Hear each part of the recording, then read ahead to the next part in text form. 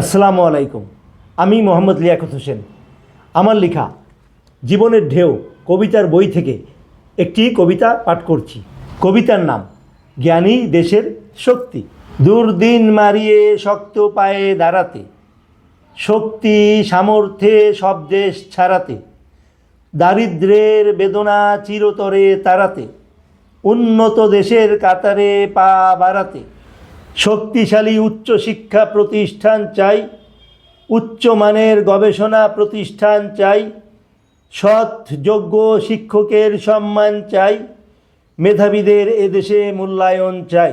দেশের সম্মান ঊর্ধ্বে তুলে ধরতে, নির্মল পরিবেশ সারা দেশে গড়তে, দুর্নীতির বিরুদ্ধে একসাথে লড়তে, যত পাপ চিরতরে নির্মূল করতে। সব জেলায় উন্নত গ্রন্থাগার চাই, উন্নত মানের পুস্তক সমাহার চাই, সরকারের সরাসরি তদারকি চাই, ফোন নয় লাইব্রেরিমুখী করা চাই।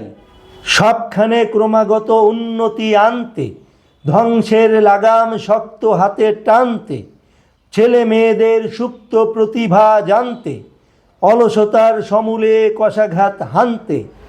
শিক্ষা ব্যবস্থা ঢেলে সাজানো চাই, শিক্ষকদের সম্মানী বাড়ানো চাই, তাদের প্রাইভেট পড়ানো বন্ধ চাই, ছাত্রদের বিদ্যালয়মুখী করা চাই।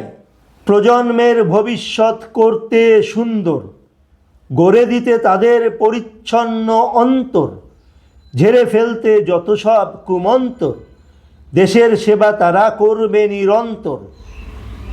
সকল ক্যাম্পাস মাদক মুক্ত চাই, সব স্কুলে কাউন্সিলিং বিভাগ চাই, শরীর চর্চা বাধ্যতামূলক করা চাই, শিক্ষকদের নৈতিকতা ট্রেনিং চাই। ধন্যবাদ।